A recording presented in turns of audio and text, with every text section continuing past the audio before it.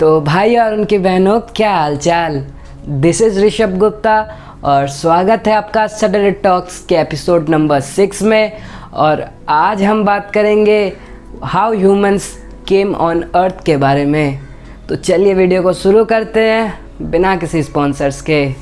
हर चीज़ की अपनी एक कहानी होती है और हमारी पृथ्वी की भी एक कहानी है। ये माना जाता है कि आज से 13.8 बिलियन ईयर्स पहले हमारा पूरा सोलर सिस्टम, स्टार्स और गैलेक्सीज मिलके एक यूनिवर्स का सिंगल पॉइंट था जिसे सिंगुलैरिटी कहते हैं। और फिर एक बिग बैंग नामक धमाके से वो पॉइंट एक्सपैंड होने लग गया और उसी से सारे गैलेक्सीज, स्टार्स और प्लैनेट और हमारा सोलर सिस्टम बना। उसके बाद आज से 4.6 बिलियन ईयर्स पहले सुपरनोवा रेडिएशंस के कारण हमारा सन बना था। उसके बाद सन के साथ साथ रॉकी मार्स जैसे प्लैनेट बने थे और उसमें से एक हमारा अर्थ है। ऐसा माना जाता है कि आज से 3.9 बिलियन ईयर्स पहले अर्थ पे बहुत सारे मीटियोर्स यानी उल्कापिंड गिरे थे, जिसके कारण अर्थ के सरफेस पर पानी बना था। माना जाता है कि एक मीटियोर गिरने के कारण अर्थ सरफेस पर एक बड़ा सा बादल का धुआं बना था, जो बाद में जाकर मून बन गया और अर्थ के चक्कर लगाने लगा। अब तक अर्थ पर लाइफ का नामो निशान नहीं था, लेकिन 3.8 बिलियन ईयर्स पहले पानी में सिंगल सेल्ड बैक्टीरिया का जन्म हुआ और उसके 300 मिलियन ईयर बाद कायनोबैक्टीरिया का जन्म हुआ। कायनोबैक्टीरिया का नाम हमेशा याद रखिएगा, क्योंकि अगर आज हम लोग अर्थ पे हैं, आज अर्थ में लाइफ पॉसिबल है, तो इसका सबसे बड़ा कारण कायनोबैक्टीरिया है। कायनोबैक्टीरिया एक ऐसा बैक्टीरिया है जो हवा से कार्बन डाइऑक्साइड को लेता है और ऑक्सीजन रिलीज़ करता है। उस वक्त 3.5 बिलियन ईयर्स पहले अर्थ पे कोई पेड़ पौधे नहीं थे, इसीलिए अर्थ में ऑक्सीजन लाने वाले सबसे बड़े क्रिएचर्स कायनोबैक्टीरिया हैं। कायनोबैक्टीरिया ने अर्थ के सरफेस को ऑक्सीजन से भर दिया था और उस वक्त 1.5 बिलियन ईयर्स पहले कोई कॉन्टिनेंट्स नहीं थे, सारे लैंड मासेस जुड़े हुए थे और उसे सुपर कॉन्टिनेंट का नाम दिया गया था। सारे लैंड मासेस एक तरफ थे और बाकी का हिस्सा पानी का था। और क्योंकि उस वक्त अर्थ के सरफेस पे सफिशिएंट ऑक्सीजन नहीं था, इसीलिए क्योंकि ऑक्सीजन से ही अर्थ का टेम्परेचर मेंटेन होता है, उस वक्त अर्थ का टेम्परेचर -500 डिग्री सेल्सियस तक गिर गया था। और फिर 750 मिलियन ईयर्स पहले वोल्केनोस फटने लगे और अर्थ का टेम्परेचर नॉर्मल होने लगा। अब तक अर्थ में सिर्फ 2 क्रिएचर्स थे, सिंगल सेल्ड ऑर्गेनिजम्स और कायनोबैक्टीरियाज। लेकिन जब अर्थ का टेम्परेचर नॉर्मल हो गया तो ओशन लाइफ बढ़ने लगा। बहुत सारे प्लैंक्टन्स और स्पॉन्जेस ने जन्म लिया। उसके बाद 443 मिलियन ईयर्स पहले फिर से आइस एज हुआ और ये दूसरा मास एक्सटिंक्शन था। और इस आइस एज से निकलने के लिए अर्थ को 10 मिलियन ईयर्स लगे। उसके बाद 434 मिलियन ईयर्स पहले अर्थ के सरफेस पर प्लांट्स का जन्म हुआ। उसके बाद 375 मिलियन ईयर्स पहले, क्योंकि ऑक्सीजन तेज़ी से बढ़ रहा था, इसीलिए ओजोन लेयर का फॉर्मेशन हुआ और इसके साथ ही अर्थ लाइफ के लिए और भी ज़्यादा सूटेबल होने लगा। अब बात करते हैं कि इवोल्यूशन कैसे होता है। इवोल्यूशन मतलब विकसित होना। एक एग्जांपल से मैं समझाता हूँ कि जैसे मान लेते हैं कि हमारे उंगली 10 होते हैं, लेकिन मान लेते हैं कि हमारे उंगली सारे जुड़े हुए हों। मान लेते हैं कि अभी तक इंसान की जितनी भी पीढ़ियां हैं उनकी उंगलियां जुड़ी हुई हैं, सबकी उंगलियां जुड़ी हुई हैं, ये 5 उंगलियां जुड़ी हुई हैं। अब मैंने एक दिन सोचा कि ये सारी उंगलियां जुड़ी हुई क्यों हैं, इसको तो खुलना चाहिए। तो मैंने इसे खोलने की कोशिश की, पर ये खुला नहीं। अपनी पूरी ज़िंदगी मैं अपनी उंगलियों को खींचता रहा ये कोशिश करने के लिए कि ये खुल जाए। तो पूरी ज़िंदगी खींचने के बाद मेरी एक उंगली इतनी सी एक उंगली खुल गई। अब क्या होगा मेरे बाद का जो जनरेशन होगा उसकी उंगलियां ऐसी होगी, एक उंगली खुली हुई होगी। इसी को इवोल्यूशन बोलते हैं। मतलब मैंने कुछ अलग करने की कोशिश की और मेरा नेक्स्ट जनरेशन उसके साथ ही पैदा हुआ। अब उसने क्या किया, दूसरी उंगली को खींचना शुरू किया और अपनी पूरी ज़िंदगी खींच के इस दूसरी उंगली को बाहर निकाल दिया। अब उसके पास 2 उंगलियां हैं। अब उसके बाद के जनरेशन ने क्या किया, तीसरी उंगली को खींचा और बाहर निकाल दिया। अब उसके पास 3 उंगलियां हैं।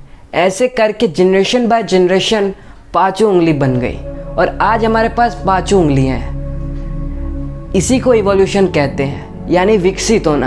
अब फिर से 375 मिलियन ईयर्स पहले चलते हैं और अब तक ओजोन लेयर बन चुका था और ओशन में लाइफ भर चुका था। अलग अलग तरह के स्पीसीज़ के ऑर्गेनिजम्स भरे हुए थे। अब उस वक्त जो मछलियाँ थीं वो पानी से बाहर निकलने की कोशिश करने लगी। वो पानी के बाहर आती, कुछ देर बाद फिर पानी में आ जाती, पानी के बाहर आती और कुछ देर बाद फिर अंदर आ जाती।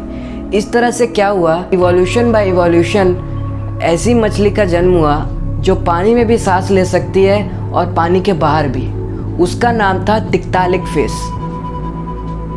वो अपनी फिन्स से तैरती थी और उसी से रेंगने की कोशिश करती थी। उसके कई सालों के इवोल्यूशन के बाद ज़मीन में चलने वाले पहले जीव का जन्म हुआ 360 मिलियन ईयर्स पहले, जिनका नाम था टेट्रापॉड्स। उसके बाद रेप्टाइल्स ने जन्म लिया। लेकिन 359 ईयर्स पहले एक बड़ा सा एस्टेरॉयड अर्थ के टकरा गया, जिससे इतना बड़ा अर्थक्वेक बना कि अर्थ में जितने भी स्पीसीज़ थे उसमें से 75% लिविंग स्पीसीज़ मर गए। जो स्पीसीज़ बचे थे उनमें से कई सालों के इवोल्यूशन के बाद 250 मिलियन ईयर्स पहले बड़े रेप्टाइल्स का जन्म हुआ। लेकिन रिसोर्सेज के कम होने के कारण 248 मिलियन ईयर्स पहले 96% लिविंग क्रिएचर्स जो अर्थ में थे वो मर गए। ये अर्थ का सबसे बड़ा मास एक्सटिंक्शन था। लेकिन इतनी तबाही होने के बाद भी जो स्पीसीज़ बच गए थे उनका नाम था मैमल्स। और इसी से 225 मिलियन ईयर्स पहले अर्थ में सबसे बड़े पाए जाने वाले जीव डायनासोर्स का जन्म हुआ। डायनासोर्स ने अर्थ पर बहुत सालों तक राज किया। लेकिन 200 मिलियन ईयर्स पहले एक फिर से बहुत बड़ा एस्टेरॉयड अर्थ से टकरा गया, जिसके कारण 50% लिविंग ऑर्गेनिजम्स मर गए। लेकिन मैमल्स ने खुद को इस तबाही से बचा लिया था। अब तक अर्थ में कॉन्टिनेंट्स नहीं बने थे। अर्थ में सिर्फ एक मास का ऑब्जेक्ट था और बाकी सारा पानी था। लेकिन 180 मिलियन ईयर पहले टेक्टोनिक प्लेट मूवमेंट होने लगा और बहुत सारे अर्थक्वेक्स होने लगे। इससे अर्थ का बड़ा सा मास जो था वो 7 कॉन्टिनेंट्स में डिवाइड हो गया। और 80 मिलियन ईयर पहले बर्ड्स और स्नेक्स का जन्म हुआ। लेकिन 66 मिलियन ईयर पहले फिर से एक बहुत बड़ा सा एस्टेरॉयड अर्थ से टकराया और डायनासोर्स का युग खत्म हो गया। लेकिन मैमल्स ने खुद को इस तबाही से बचा लिया था। और 2 मिलियन ईयर्स यानी कि 20 लाख ईयर्स पहले अर्थ सरफेस पर पहले 2 पैरों पे चलने वाले जीव यानी होमो इरेक्टस का जन्म हुआ। वो पृथ्वी पर ऐसे पहले जीव थे जिसके पास सोचने, समझने और याद करने की ताकत थी। और उन्होंने 1.7 मिलियन ईयर्स पहले फायर यानी आग पैदा किया। फायर का इन्वेंशन हमारे अर्थ का सबसे वाइटल और सबसे पहला इन्वेंशन था। उसके बाद 2.5 लाख साल पहले पृथ्वी पर पहले होमो सैपियंस यानी कि इंसान जैसा दिखने वाला जीव बना। उसके बाद 1 लाख साल बाद उन्होंने ये रियलाइज़ किया कि नंगा घूमना काफ़ी एम्बैरेसिंग हो सकता है। इसीलिए आज से 1.5 लाख साल पहले उन्होंने कपड़े बनाए और उसे पहनना शुरू किया। और आज से 50,000 साल पहले उन्होंने लैंग्वेज बनाया जिससे वो एक दूसरे से कम्युनिकेट कर सकें। और आज से 12,000 साल पहले एग्रीकल्चर रिवॉल्यूशन हुआ, जब लोग अपने खाने को प्रिजर्व करने लगे और खाने के सोर्सेस को खुद उगाना शुरू कर दिए। और आज से 7,500 साल पहले राइटिंग यानी लिखने का इन्वेंशन हुआ था और फिर लोगों ने अपने थॉट्स को लिखना शुरू किया। आज से कुछ 5,500 साल पहले लोगों के ग्रुप्स में अपने विचारों को लेकर लड़ाइयाँ होने लगी और फिर वो अलग अलग रिलीजियंस में बट गए। उसके बाद इंडस्ट्रियल रिवॉल्यूशन हुआ, डिजिटल रिवॉल्यूशन हुआ और फिर आज का हमारा जनरेशन। और अभी अर्थ का पॉपुलेशन 7.5 बिलियन है और माना जाता है कि ईयर 2050 तक ये 10 बिलियन हो जाएगा। मैं यही मानता हूँ कि हम कहाँ से पैदा हुए हैं, कैसे बने हैं, कैसे इवॉल्व किए हैं और हमारी हिस्ट्री क्या है, ये सारे लोगों को पता होना चाहिए। इसीलिए मैंने इस वीडियो को बनाया। बहुत सारे रिसर्च और पढ़ाई करने के बाद मैंने इस वीडियो को बनाया, लेकिन अब मेरे मन में एक सवाल है कि यहाँ पे भगवानों के नाम क्यों नहीं आए। तो आज के इस एपिसोड के लिए बस यही तक। वीडियो को लाइक या डिसलाइक दोनों में से कुछ ना कुछ तो क्लिक ज़रूर कर देना और वीडियो अच्छा लगे तो चैनल को सब्सक्राइब कर देना। तो चलिए वीडियो को ख़त्म करते हैं बिना किसी कॉपीराइट के। बाय।